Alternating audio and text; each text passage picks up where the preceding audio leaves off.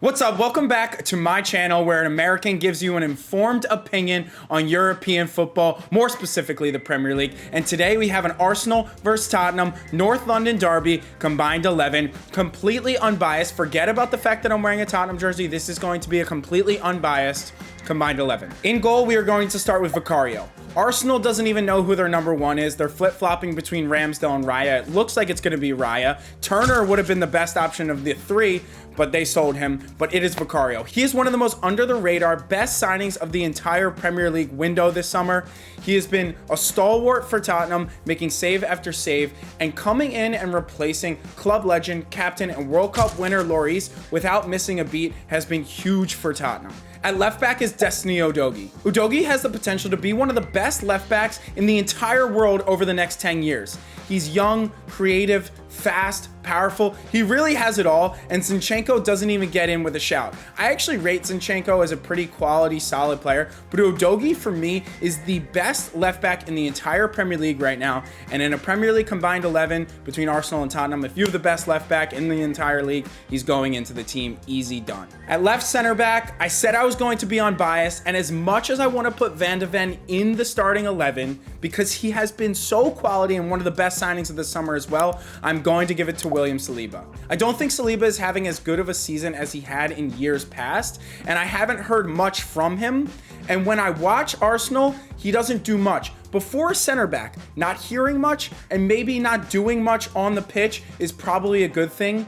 As a center back, the less you hear about them, probably the better they're doing. So I'm going to give Saliba the nod just over Mickey Van de Ven. At right center back is easy, Christian Romero. He's the first or second best center back in the entire Premier League, up there with Diaz. I don't want to hear anything about Virgil van Dijk in that conversation. He's lost a step at 32 years old and is not in that conversation anymore. Not to mention the fact that over the international break, Messi called Christian Romero the greatest center back in the world. Messi's the GOAT. I'm certainly not going to argue with him. At right back is Pedro Porro. Conte tricked people last season into thinking that Porro wasn't a class player and couldn't defend, but not only can he defend, he's super technical on the ball. And for me, other than Trent Alexander-Arnold, he's not in that top tier of passing ability from fullbacks, but he is directly in that tier below. His passing quality and technique is bar none, and the pass he had to finish off Son's hat trick a few weeks ago is one of the best passes you're going to see in the entire Prem. In terms of Ben White, he's an extremely solid player. You know what you're probably going to get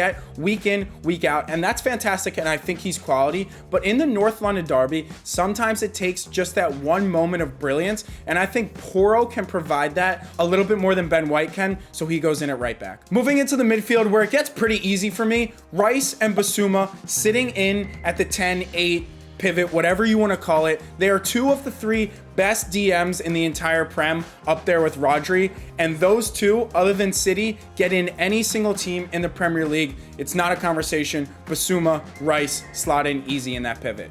Then at center attacking mid, this is where people might get a little upset with me if they haven't already after the back five, but I'm going James Maddison at the 10. I think Odegaard is a quality player. And for me, I think Odegaard is the best player in the Arsenal team, but it's a tough position right now when you're going up against James Maddison. Player of the month and the best 10 in the Premier League right now with De Bruyne out injured. It's a conversation, but for me, the way Maddison has played over the first few weeks of the Premier League season, you could say he's been the best player in the entire Prem, and that's why he won the Premier League Player of the Month award. So this is tough for Odegaard to sit out, because if he plays any other position, he probably gets in, as I think he's the best player in the Arsenal side.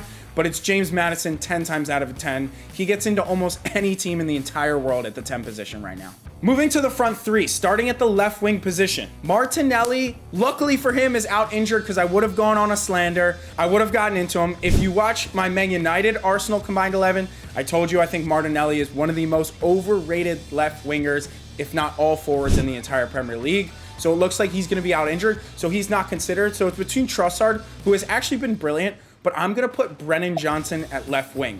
Similar to what I was talking about in that right back position with Ben White and Pedro Porro in the North London derby, sometimes you need that moment of brilliance. And Trossard, very solid, has actually been playing very well recently, scored at the weekend and during the week in the Champions League. But for me, Brennan Johnson is the next Dele Alli. He's young, he's fast, he's smart. He has the ability to change a North London derby, which I'm going to speak on more when I give you my Super 6 predictions later in the video. At striker, for me, it is Son easily. I know Jesus had a great goal midweek as well. Arsenal looked good in the Champions League. Granted, PSV at home. How much weight are we putting into that result? It was a great finish, but for me, Son. He's made for this number 9 position under Ange. I had my hesitations at left wing when the season started and after last season. Son, not a left winger anymore. Doesn't have the pace to beat you one-on-one anymore, but he is a prolific number 9. He showed it in the Champions League and the Premier League before when Harry and Nketiah or Jesus not getting in. Son's quality and experience might be the difference in this North London derby. At right wing, Saka is an easy inclusion for me. I rate Saka very highly, just behind Odegaard in this Arsenal team. I love Kulusevski, and the finish he had to win the game against Sheffield United was brilliant, but it's too few and far between with Kulusevski.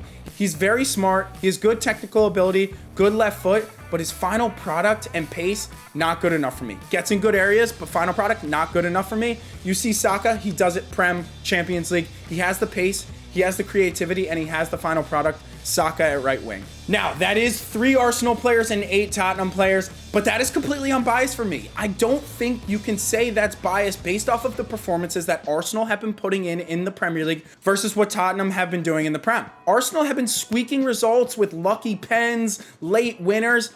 Tottenham has been dominant. Other than when we came back against Sheffield, which we also dominated in that game, Arsenal hasn't looked good, and I think, personally, 8 Tottenham players, 3 Arsenal players is fair. You're going to let me know in the comments which was my worst shout in the entire video. But let's move on to my quickfire Super 6 predictions. Starting with the North London derby, Arsenal-Tottenham. I'm going Tottenham 2-1, taking home the North London derby at the Emirates. Spurs have had all week to prepare for this match, while, as I spoke about, Arsenal have had Champions League football, and while they did look great, it is 90 more minutes under their belt and preparation previously in the week that Tottenham didn't have to worry about. And I am calling it right now. If Brennan Johnson starts at that left wing position, like I hope he does, this is exactly what is going to take place.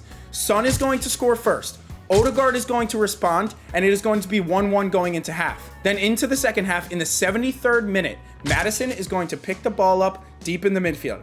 Son is going to check 2, bring a center back with him, and Brennan Johnson is going to make that run in between the wing back and the center back. Maddison's dinking him a ball, all in the 73rd minute, over the back line, touch, finish. Brennan Johnson, new signing, 2-1 to Spurs, wins the match in brilliant fashion. A Dele Alli-esque goal, something that he did against Sheffield United in that 2-1 victory last week.